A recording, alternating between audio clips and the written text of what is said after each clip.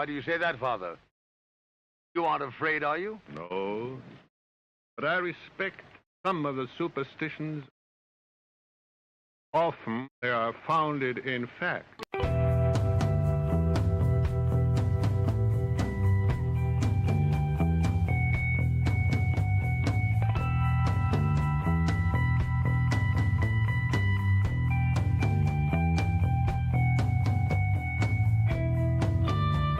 Broadcasting live from our Sanctum Sanctorum in beautiful Bakersfield, California. This is the Sixth Sense Society. I'm your host, Krista, here with our producer, Michael, and today we welcome back to the show our good friend, Dan Moore, who is a Hermetic Kabbalistic researcher and scholar and member of the Fraternity of Hidden Light. He's been on this show many times. He's a good friend, and he agreed at the last minute to come on today because, unfortunately, Earl Grey Anderson woke up with bronchitis. So the Men in Black show has been rescheduled for June 12th, and we look forward to that. But we're really happy to have Dan on the show. Today we thought we'd talk about walking the spiritual path. But before we get started, Michael has a few announcements. Hey everybody, welcome back to our broadcast. We've got some great shows coming up, and yes, thank you to Dan for jumping in at the very last second. And we will have our Men in Black in June, at the earliest possible date.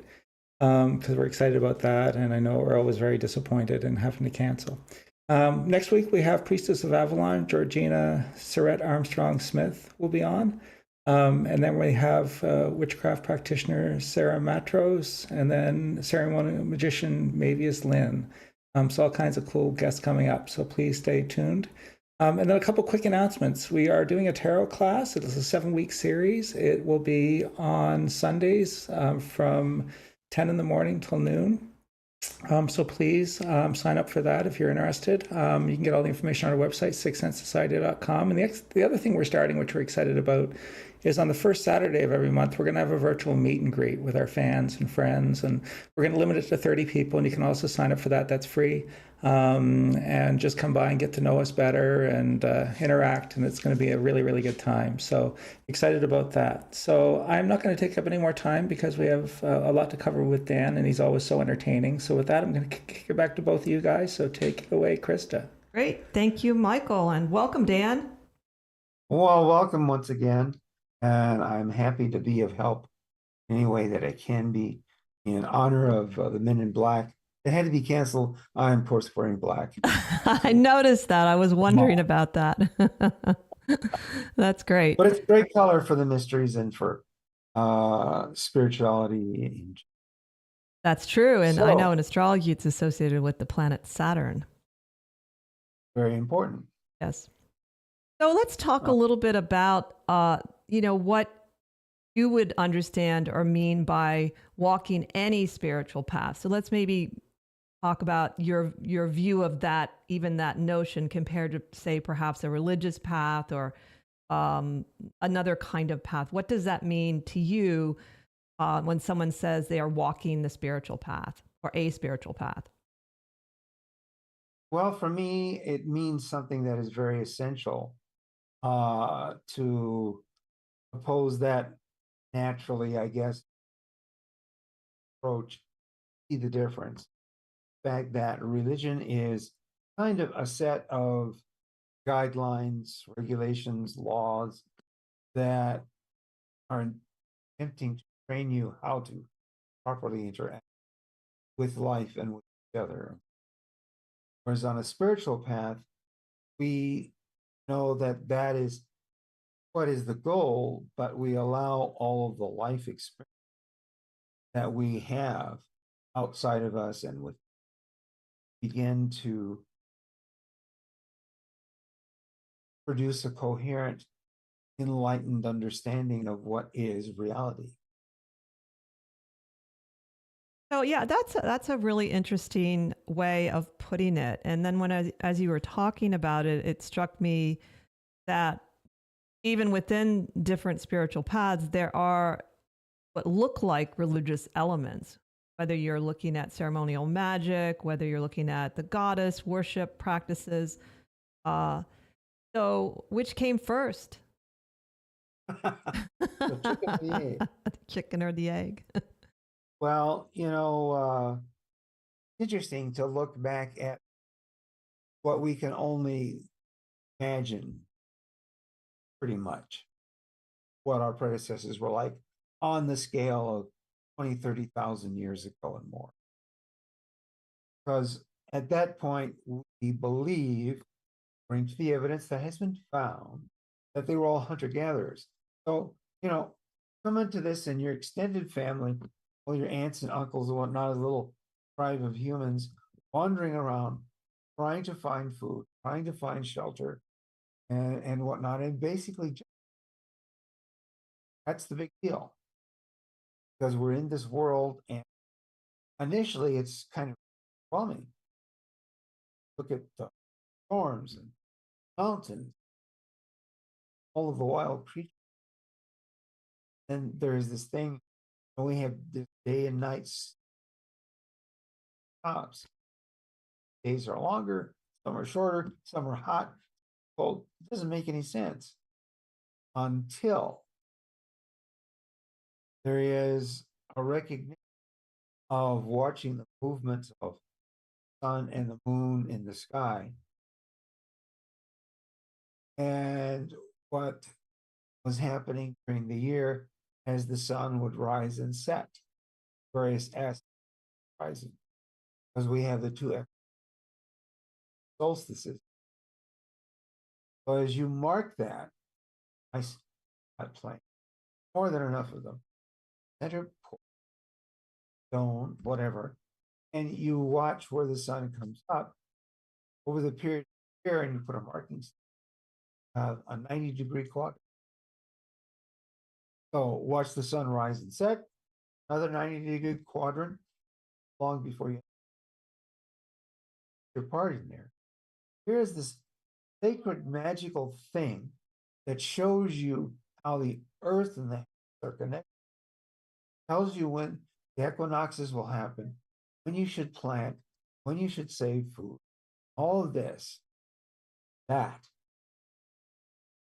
there's the basis of society, basically. And it does have, it is a basis of a lot of early religions, even when they would, pray before a hunt, or by observing, like you said, the stars, and like the Mayans creating the really complex calendar they did astrologically, and also watching how the different animals behaved. So it's sort of ironic that some of the main religions have gotten away from nature. It's also very, it is very there's sad. a lot of them that at some point in their center, they realize that. But kind of like, religion as being capitalism, stuff like that. I mean, Right. doesn't, but that it has this kind of goal of something.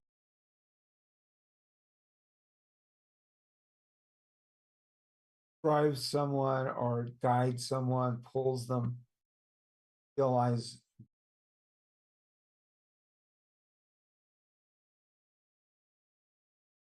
I think this what is behind stuff more interesting, obvious mystical tradition or secret tradition that all living religions have. Christianity too, Islam, Judaism. They all say the same thing. They have a lot of ideas and a lot of names and symbols, but there's really only a handful of ideas, and they're similar. They're pretty the same. It's just the way they're presented. So just a quick tech question. Have we got the audio back now? Okay. Yes, we did. We're good. Okay, good.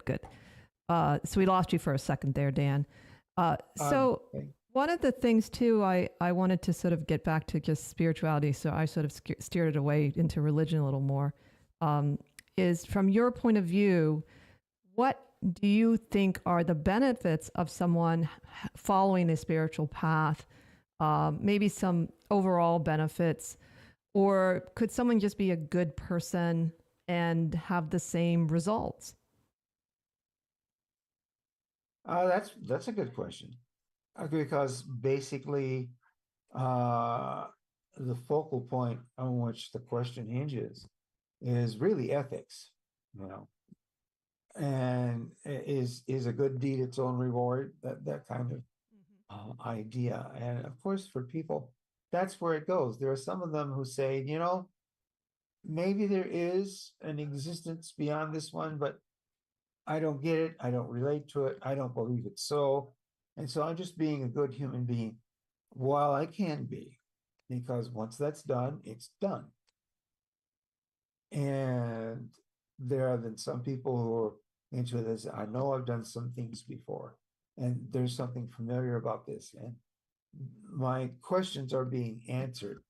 And the thing is, the more you kind of get into this, you will find that our predecessors, had the same curiosity and the same questions we do now. And they did all of this stuff working in different kinds of techniques, different kinds of even magical potions and stuff like this, to change and alter their consciousness, to explore the larger aspects of life. And from this, all of our mystical traditions come. Tarot, whatever. So it seems like curiosity is one of the ways people get onto a spiritual path, however their curiosity leads them. Yeah, I think and it's a matter of semantics, probably. A word that's a little bit more emotionally potent for me with that is a sense of wonder. The childlike wonder of life and existence and whatnot. It's kind of like, it wasn't until about, I would seriously say, about 8 months ago or a little bit more, that I finally understood the premise, the basic premise of ancestor worship from ancient China. When you think about this fact that is undeniably the truth, the literal truth that you and I are the product of our parents coming together and their parents coming together, and on and on and on, back to the beginning of the human race, right? We wouldn't exist otherwise. And that miracle of how they met and got together and had offspring and they survived, and on and on and on, says that there was a divine providence. I'm sure that's how it was looked at, a divine providence, and that's why you worship them, because you are their product. You are the living proof of their survival. Right. Yeah, the whole ancestor worship and the tie-in to what they view about genetics and memory of trauma through your ancestry is really interesting today. And it really backs up what indigenous people have said for many, many centuries, how what you do affects 7 generations ahead of you. At least I know some of the North American tribes think that, and it makes a lot of sense. But now science is looking into it and saying, yes, there is something to that. You inherit through your ancestors positive traits and also trauma. And I know there's been some scientific studies. And so I guess it is important, whether or not you want to call it worship, but acknowledgement and, yes, a sense of wonder, I think, is one way people get involved in the spiritual path. I think you're absolutely right. It takes, eventually, it takes a very great degree of honesty with yourself and trust in the light and the sense to allow yourself to look at things in your life and your thought processes and whatever else happen that are not that comfortable to deal with, but you have to deal with them. That's, in one respect, Israel Regardie was right to call this kind of an advanced psychology. You can't get away from having to deal with your baggage. I would also say, or wanted to add, when you said that, I think it might have been in Colin Wilson's book on the occult, but I'm not sure, where he theorizes that Jesus, the concept of Jesus, brought into the consciousness the idea of the inner life. Now, I can't remember why he has a reason for it. And the idea that just even the idea that maybe we weren't always aware of our inner life. And evidently, even today, I read an article where people aren't always aware of their inner voices and what's going on internally. And someone had posted an article recently about that. I said, what? I thought everybody was. And it's not a given. So that awakening of the fact there is this inner world that we access is perhaps important in any spiritual path. Yeah. The absence of something is very interesting in a lot of ways. We tend to take that for granted, and it is rare, but it's kind of like people who don't feel any pain. There are people out there that are like that. And man, you feel reaching into the fry pan, turning over the ham with their bare hand. I wouldn't want that. Okay. And yeah, but here's the point. The thing is that there can always be something like that that's lacking. And it teaches us something about the aspect of us as a system and that as a unique component, whatever we're looking at, as how they integrate and how they help each other to grow and eventually evolve and succeed. Now, another aspect of any spiritual path is ultimately, of course, we are alone with our actions and our thoughts. But what are your thoughts about going on a spiritual path alone versus in groups versus a mix of both? And what are your own experiences of it? I don't know. I think that's something to be answered by someone's individual temperament. So for me, I mean, I've known about being alone for stuff like that. And for a lot of conclusions and experiences that I have had, I was alone. And that's okay. If there is a way to help each other out down this path, that's probably one of the most satisfying things is traveling the path itself, because you're experiencing these deeper aspects of reality, of yourself, and of a perpetual consciousness, and a timeless consciousness and immortality that we're all heir to and we all come from. So I don't know. It's I would have to say that I've thought about both. There's times that I've done both, but being able to point the way, I guess, is the most humble thing you can say. You just point the way for someone to see that and to travel it with understanding and hope and courage. Yeah, there is something about communion that many people want in general. I mean, not everyone, like you said, it is sort of a temperament where some people do better on their own. But as a whole, I would say at least a large proportion of people are social to some degree, even if it's like one other person versus a large group. It seems also perhaps sometimes it's a little easier to test your ideas spiritually if there are other people around to see it. What do you think about that? Yeah, that kind of exterior validation, shall we call it, is a very good thing. And one of my students who's gone through the course already lives near Baltimore, or Boston, excuse me. They had talked about the way that they had felt things and experienced things and didn't have a complete understanding and wanted to eventually know how to achieve that, to get that understanding. He says, I'm not going to let it beat me. Things have been frightening. Things have been painful, but I'm not going to let it beat me. I'm going to understand it. I'm going to master it.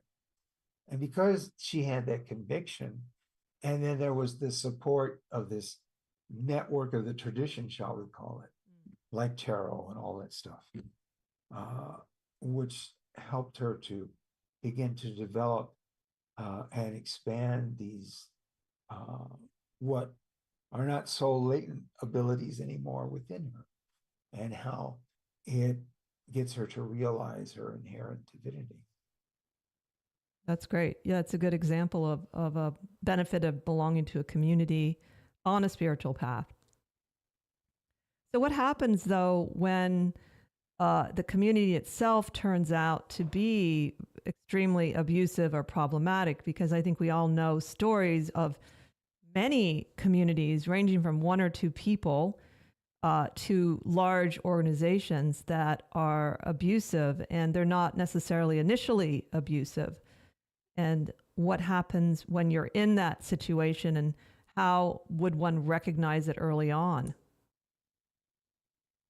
Well, for my thought process, I use a couple of, I guess, really simple standards, which were suggested primarily by Manly Hall and his Secret Teachings of All Ages.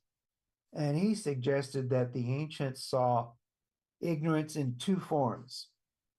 The first form of ignorance is what we might call simple ignorance, which means you don't know. You haven't had the experience. You're ignorant of it. The second form is what he called complex ignorance. And that is being ignorant of the fact that you are ignorant. Now, some examples of this are like, oh, we have all the answers. I mean, the Nazis had it for the ultimate question or final solution. And, there are all these other people that, oh, we got all the answers, brothers and sisters. Here's the light and all of that. They don't allow you to have an open mindedness and freedom of expression to explore your particular aspect of an expression of the light. You must conform.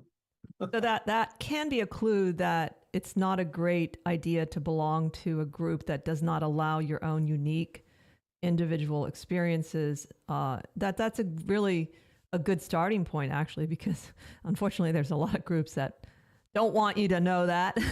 It's very empowering if you do.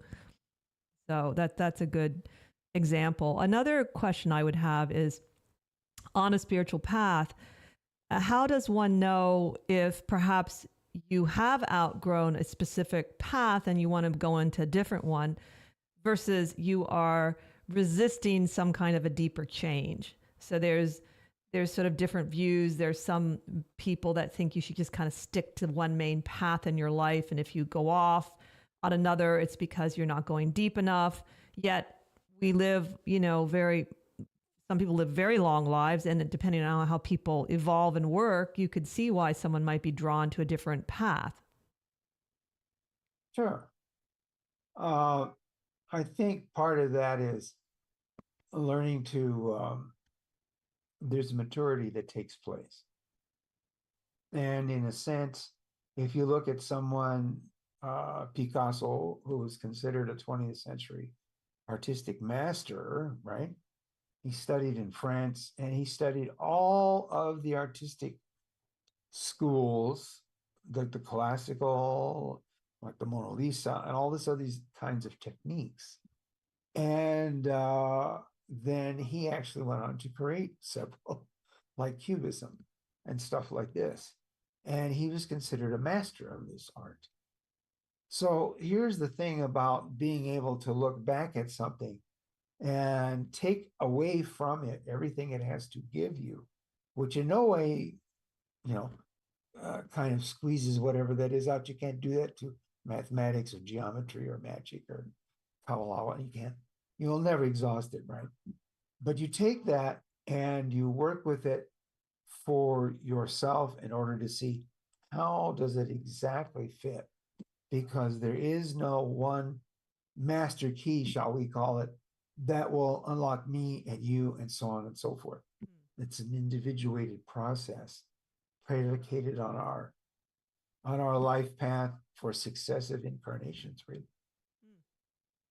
Very true. And it makes it a challenge to be any form of a teacher within a spiritual path then, because it would mean you yourself would have to be willing to be that kind of a flexible person, that you're not simply following the agenda or the dogma.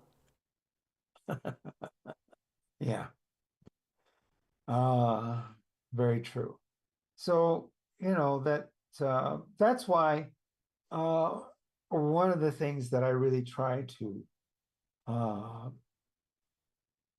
emphasize, because it has so much more importance than just for my course, but I emphasize that this course is not the be all and the end all of truth, the great way that is, supersedes all other ways. No, it's not. It is a way of looking at the work you do, whatever you're drawn to, with very specific points of view that can augment and expand what you're already doing. So that's all it is. There is no competition whatsoever. And that is the major issue, if you will, or way of thinking that I want to come across, is that you can study, like my course on the 32 Paths of Wisdom, Hermetic Kabbalah, and Rosicrucianism, and understand it as a path that can merge with what you're studying in Tao or in Buddhism or whatnot. And that's not that's getting to be a little more common. I remember reading a book on Buddhism without beliefs, for instance, that there are people that want to sort of spread more of the philosophy or something that you can integrate into whatever system you're already involved in, including even different religions. So, which I find really fascinating. I think that's it's a very creative way too. It might, create more innovation that way, to have it mixed up a little more, like you were saying. Well, yeah, the thing is that we can see what we have common between us, what unites us in that respect. It's kind of like one of my better half, who is quite an adept in her own abilities. She says, look at us. We all have these same components to our face. There's 2 ears and a nose and 2 eyes and mouth and chin and so on and so forth. But we don't all look alike. True. There are these little subtleties that express our individuality and whatnot. That's a big term. There's a term in Western Hermetic Kabbalah called individuality, which is roughly equivalent to the highest self. And what it really means by being the individuality, it means your own unique expression of the one true self. Makes sense. Because there's no end to its expressions. They're infinite. Infinite. So that's the idea behind the individuality, which is not quite, but almost the one true self. And that's certainly a common theme in different paths. At the same time, it seems to me, from my experiences, that there are different paths that emphasize different developments spiritually. You can even see it in terms of chakras, like certain paths are more oriented towards the heart chakra. And again, would you say that's because of someone's predilection, if they were drawn to that? Perhaps that is what they need to develop at this point in their life? I think there's a lot to do with that. And I think that's why we have that idea, because there is an equivalent in the Western tradition to the chakras or the energy vortices of the East. And we call them the interior stars. And basically, we name them after the 7 planets. And that has all relations to the 7 metals, et cetera, et cetera. Anyway, point is, there are similar systems for both. And we make use of this one in the West in order to understand the aspect of the creative consciousness of life, which has to do with Mars, let's say, which is very red, or with the heart, let's say, which is more of an orange color, and so forth. That there are these 7, and of course you can subdivide them as much as you want, but basically there are 7 whole notes or planetary rays, which are the constituents of all creation. And that's an energy and a principle and beings that exist out there, but as above or without, so within and below, it's in here too, same time, simultaneously. So one of the issues that comes up with some people around spirituality is rather than it bringing them deeper into their human side, it separates them, and they often they have a hard time being grounded in the world. And what would you say would be helpful for people that have a legitimate spiritual path, but they find themselves a little more too divorced from the world and they can't quite cope with the world? Yeah, that's a good one. Um, and the thing of the self-analysis, that you're going to have to face things that are not comfortable. That's one thing to look at. And depending upon your own personal situation, you may want to seek some kind of professional help with those emotional aspects. And it's great if whoever your confidant is, whoever the therapist is, that they also have an awareness of this. Then you might be able to look at some of that other stuff. But basically, it's good not to mix the two unless you know the other person. Okay. So it's possible it could be some kind of trauma. Well, I mean, like, you hear voices in your head, and my wife does, and she's not schizophrenic. Okay, it's called clairaudience. Right. So that's what I'm talking about. That's that kind of a thing. Right. Well, that's true. Even if people develop abilities along the way, if they're not ready to handle it, it can cause some issues until they have someone to help guide them with it or understand it. That can be an issue, and that happens with readers. I find that they perhaps are psychic naturally, but they don't have any groundwork to help them, and so they try to block it through drinking or drugs or alcohol or things like that. Common issue in the psychic world.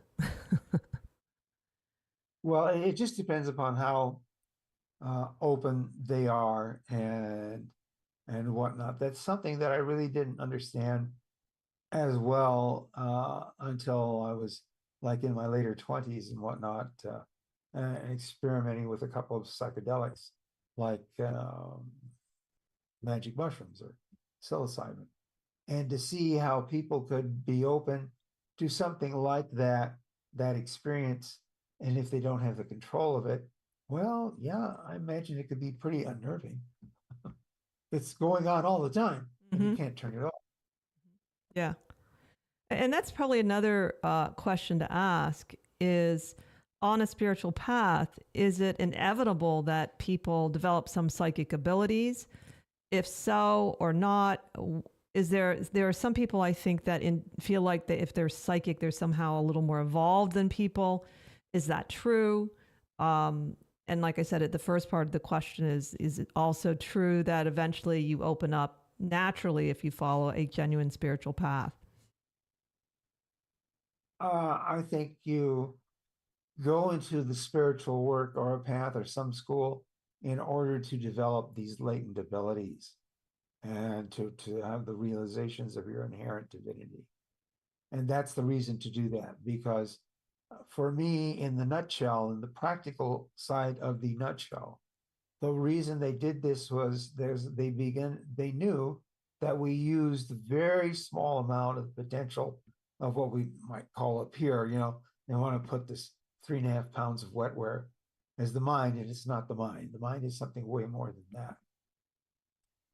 The thing is that we acknowledge that there is a lot of unused potential there. They realized it then, 100,000 years ago, or whatever, but a long time ago, and that studying this stuff about life and on the spiritual path helped them develop ways and methods of improving or stimulating to grow, if you will, these abilities within us. Hence, that's what the mystery tradition is all about. Well, they often don't come right out and say that, though.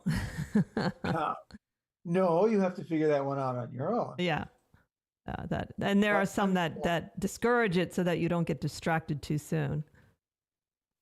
Well, it's good to know that this is what the idea is. And when we talk to people, some of this is long and hard, but we will not ask you to do anything that we have not done or would not be willing to do.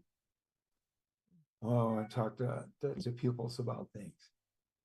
Right now, we haven't moved into that much of a practical aspect of it. Some of it's coming a lot quicker than I thought it would. Mm. That's that's a whole another topic. But it's interesting to see that this stuff works, and it works really well for other folks as well. But maybe give us a hint. What did you mean exactly by some of it coming more quickly now? That they had simply finished that intermediate course on the 32 paths and were willing to take on an advanced Kabbalistic discipline that takes a year to complete. Mm. And it integrates astrology and advanced Kabbalah as it is expressed through the 72 names of the Shem HaMephorash, or the 72 names of God. And certain alchemical operations, and as they interrelate to their various zodiacal signs. Mm. So this is what they're doing for a year. And not every day, but every 5 days, they have some work to do. So certainly days, that there's 72 of those in a year. Anyway, go ahead. I was just going to reflect that certainly that shows most spiritual paths have some need for commitment and discipline. Oh yeah. And that can be an issue in this particular age that we're in because of our many distractions that even I have. I'm distracted by. I'm not going to say I'm immune to it, but maybe I'm a little more aware because I didn't grow up with so many distractions. So that's great that people want to make that. That's a good, solid commitment then. Yeah, and it like I said, it surprised me as to what they're seeing, because there are all these little side abilities that they're learning that go along with it, like they're learning how to scry, and the actual use of a black mirror, although we're not using a black mirror, but we're using the same kind of elements that go into that and how it functions. Well, divination in general seems to be something many people are intrigued by as a side ability. Probably, it seems more, at least publicly, more than healing, the ability to heal people. At least in a public way, you'll see more like talking about different forms of divination, from very simple ones to very complex ones. And it seems like we're in an age where it's accepted and profitable even for certain forms of divination, particularly astrology is in sort of a renaissance, I would say, of sorts. And so why do you think that is? Or do you think that is? Is it just maybe a mirage? I think it is because of maybe a couple of different factors. Because now we're talking about my lifetime and the like 2 generations I represent, right? So as I'm growing up and going through school, and this curiosity about the great world around me, with that childlike wonder that I'm sure all of our predecessors had, I was kind of disappointed to find out that the world was a bit prosaic. So that when eventually I got to the point to be able to see that there was more to the world than what I was trained as in school, I began to look to stuff, even science, a little bit more intently, to get my head around specifically how they define things, how they came up with their terms. And that tells you a lot right there as to what that is all about and how we experience the rest of reality, and kind of how we try to invent a nice theory as to how it's happening between whatever you are, and you're a great mystery, and whatever's going on out there, which is also a great mystery. Yeah, we do it all the time, or at least we believe we do. Yeah, I think in some ways there's a maybe sort of spirituality in physics, because of that sense of wonder is increasing, because they're really having breakthroughs on how the world really operates, which really coincides more with what some of the metaphysical world has been saying for a while, and that actually there's now a little more merging of the two. So I've often thought there's that element of spirituality developing in some world of the physics, maybe quantum physics and chaos theory or that kind of thing. Yeah, I agree. You see something coming up there. After all, when we go back before there was the great split up of all this stuff in the 18th century, in 1700s, science then was called natural philosophy. Of course, you had alchemical philosophy and all this other kind of stuff. That was natural philosophy. So there's a lot of aspects to a Western working of the path. And I'm sure you can find it in the East. I know you can. I just don't know what they're called per se. But where this can become very much akin to a scientific endeavor. Yeah, there's similarity between the research techniques and stuff like that. And there's a small show, I forget, on YouTube that's trying to bring in cutting edge science and comparing it to a lot of theosophy. And it's actually really fascinating because they kind of go into research that most people don't know about, even not the most common, and blend it in with the different things like that Blavatsky has said. And so that spirituality beginning to merge with science again, at least in that one area. I don't think it's necessarily across the board. But getting back to the idea that healing doesn't seem to be quite as much of it was actually more popular when I was younger. People were more enamored by people that could heal people with their hands, and Reiki started coming into the country, and there was a lot more emphasis on past life regression as a healing modality of helping you to heal current issues. And now it's there, but it's a little more on the side. It's just a fascinating thing to me, because in some ways, in a way, it seems like if I have the real ability to help people to heal, since I think people heal themselves, that's phenomenal. I mean, that is, to me, one of the best, most amazing abilities you could ever have, because you bring such peace to people, and almost everyone suffers at some point for some need of healing, whether it's psychological, physical, both. That's and there are many things that medicine can't heal still. So to me, that would be, so it's just an interesting phenomena, and I don't really have an opinion other than I've just noticed it. Yeah. It's funny. I agree with you, and I think there should be maybe a little bit more of a focus on that, because what we miss about that, and this is what I like, one of the aspects of why I like Kabbalah.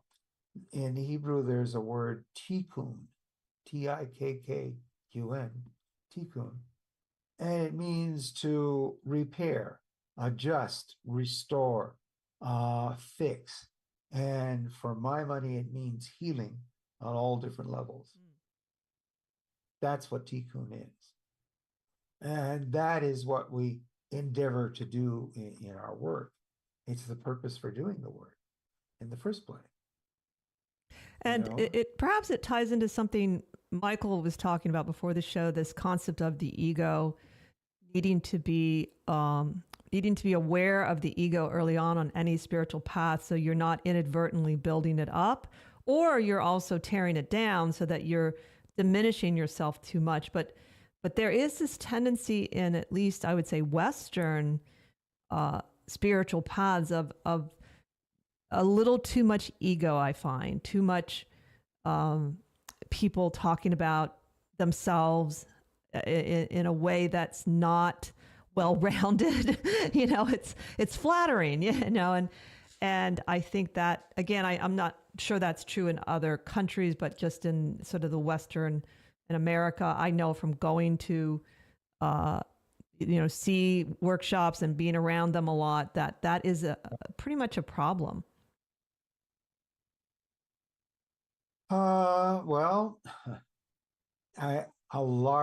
This is where one aspect of the work, which is, frankly, it has this interesting subtitle term.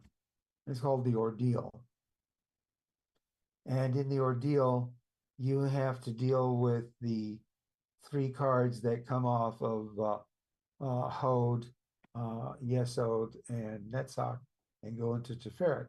And those just happen to be death, the devil, and temperance.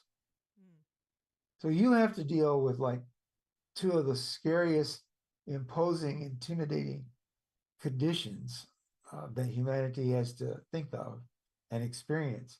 And that's death and evil, pure and simple, right? So here's the thing. When you go on to begin to open up yourself, it depends upon how comfortable you are, and you may need a certain person or a guide, internal or external, to help you with something like that. Because, like you said, people are they're beginning this process, they kick the door open and they quite can't stand the light.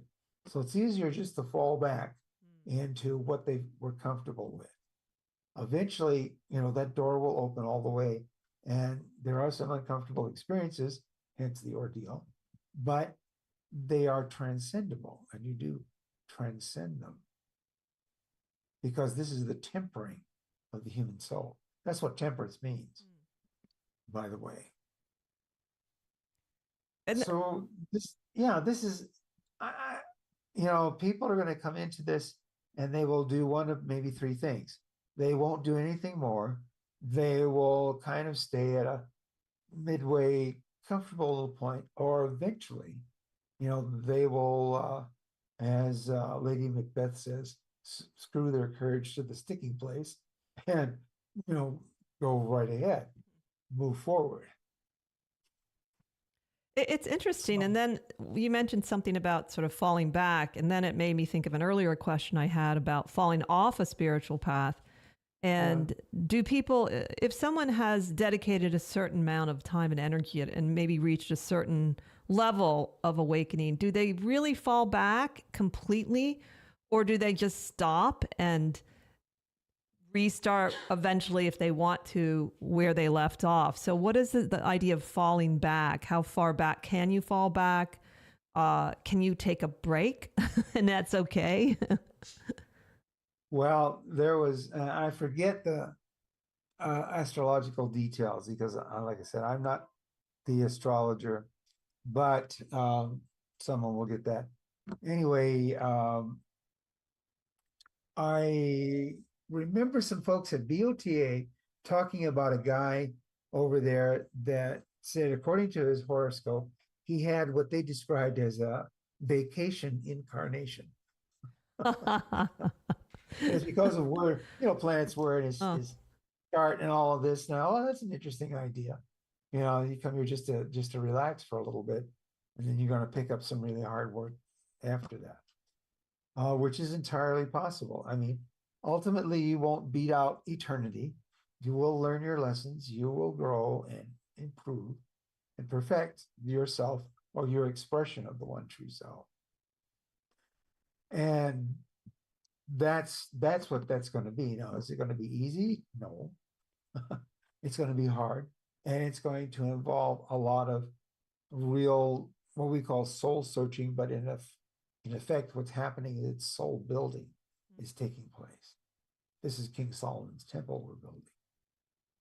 So where does that notion come from, though, that ultimately we'll get there? I know I've read it in many books, actually, different types of books, whether it's Eastern or Western. I'm just curious is where it originated, that who knows that? Like, where does that knowledge come from? And I think it comes from the experience you can have as an epiphany, or their unity experience, which is what I like to call it when I had it. And that you realize that there's an aspect of you which is entirely outside of time. And the way they expressed it at BOTA was to say that I was never born, and therefore I will never die. And that is my own true source. That is me. There's no difference from that. So now, then you go, well, what am I going through this whole story for? All these hundreds of lives and on and so forth. So there's the whole thing about, waking up and making sense of it, and growing and learning from what is going on. Well, I've struggled with that later on the spiritual path, is the idea of, why am I really doing this. And what initially it was actually easier. I had kind of a simplistic view of, oh, I'm going to become enlightened. I didn't even question what that meant, honestly. And one of the things that I personally think is that the concept of God is expanding and growing as we grow. I don't think personally, from my experiences, and also, for instance, I read recently earliest sayings from Buddha, and I think that books I've read in today talking about Buddhism are way more in depth and way more interesting than those original sayings. And I was really sort of surprised. But I thought, well, to me, it makes sense that everything's evolving, including our concept, even including God, or whatever you want to call God, goddess, the force, that it's growing as we grow too, that it isn't just already there, sitting there like a blob. Well, it is the principle of growth, period. That's why they call it the prime mover, the first mover. Makes everything grow. So yeah, that makes more sense to me too, that it's not this stagnant being and if we're growing, we must have an impact. If we're all part of God, we must be impacting that consciousness, even in subtle ways and combinations that we probably don't even understand. And it never ends. Never ends. It has no beginning and it has no end. There's still some very perplexing things about being human, though. Of course. I mean, these are the greatest questions that we ever consider in our lives, all these why questions. Why am I here? Where I come from? Where am I going and why? And blah, blah, blah, blah, blah. That is ultimately what pushes you to inquire about the mystery of life. This is us. This is a key to our own true self, to what's already in here and in here. Unfortunately, a lot of the focus in the West tends to be up here. You have to get the energy if they want power and change. It's got to come from here.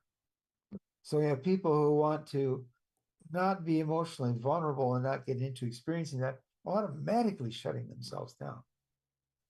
So just for you to have these emotional energies, Just for people that are only listening, Dan was talking about the mind versus the heart, the head versus the heart, and that it has to be, when he gestured, it was initially the head and then the heart, and because we're also audio I'm sending out powerful pictures. You should pick them up.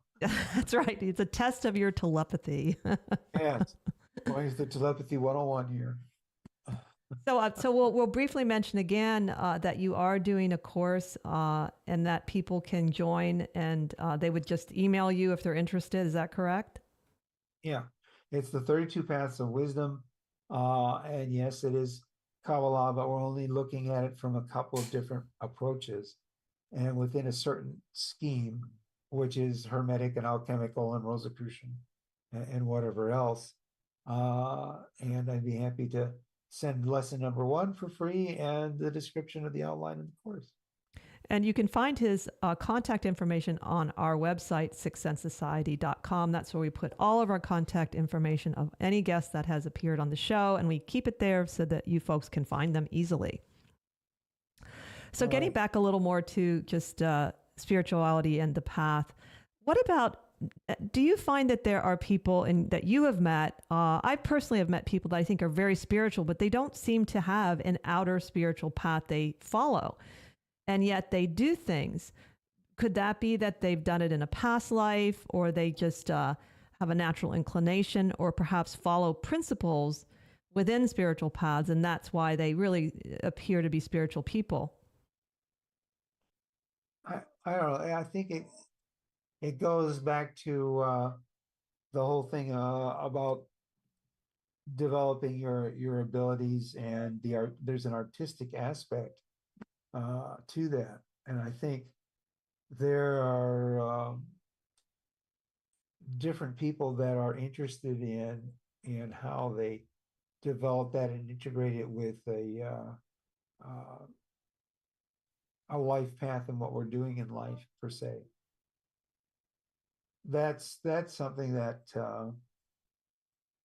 I don't know. That's a good question, and that's something that's going to make me ponder for a little bit.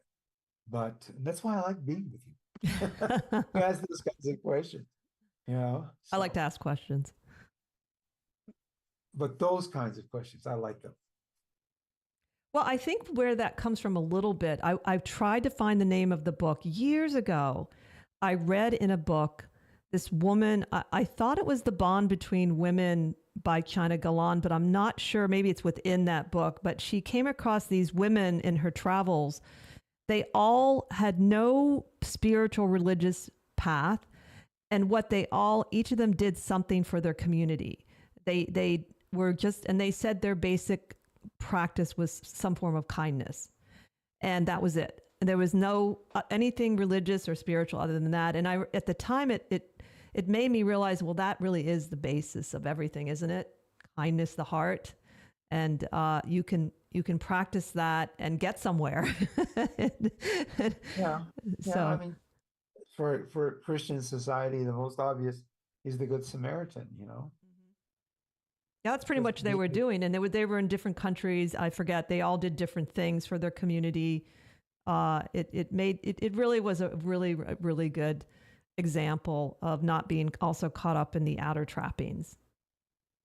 Yeah, and it might be that we could say, you know, becoming an artist in the royal art of life or alchemy is that kind of thing, how to live well and to live so that one's life is of service and of benefit to one's fellows.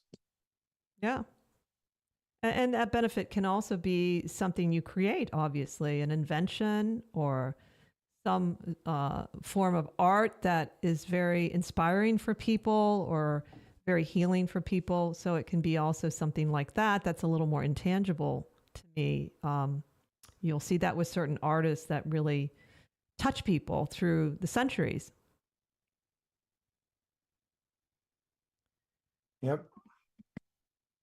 So, It is an amazing, wonderful, sometimes terrifying predicament we find ourselves in, this mystery of life. But it is one in which you can have certain conclusions and learn to read a map, shall we say, of the way to the interior of the heart. That's why there's this little, the whole title to my course is The 32 Paths of Wisdom, A Journey of the Heart. And the reason for that is because Hebrew letters are also numbers. So the Lamed or L in Hebrew is 30, and the letter for B or Bet is 2. But you put them together and they actually spell a word. They spell Lev. And Lev is this, the heart. So obviously it's a journey of the heart. And you're not going to really get to the most powerful aspect, recondite, beautiful, transcendent aspects without this, you know. it's very true. And so it's important that we also learn to accept and feel everything, no matter what it is. There's nothing inherently wrong with any feeling we have, because without allowing it, we won't be able to transform anything. Yeah. So thank you. I think we're getting close to the end of our show, Dan. And again, we really appreciate you coming on at the last minute, as always. Well, I enjoy it too. Don't, you know, if I can do it, I will do it. So never fear to call upon me. Well, we did today for sure. So, but it was a lot of fun, and we always enjoy talking with you as well. I enjoyed these conversations immensely. I hope it stimulates other people out there to ask questions and whatnot. But you can email me about just questions too if you want to. That's great. Although I don't write the great American novel, so. Okay. I'd much rather talk like this. Of course. And thank you all for tuning in. Join us next time as we continue to explore the esoteric and the obscure together. Have a magical week.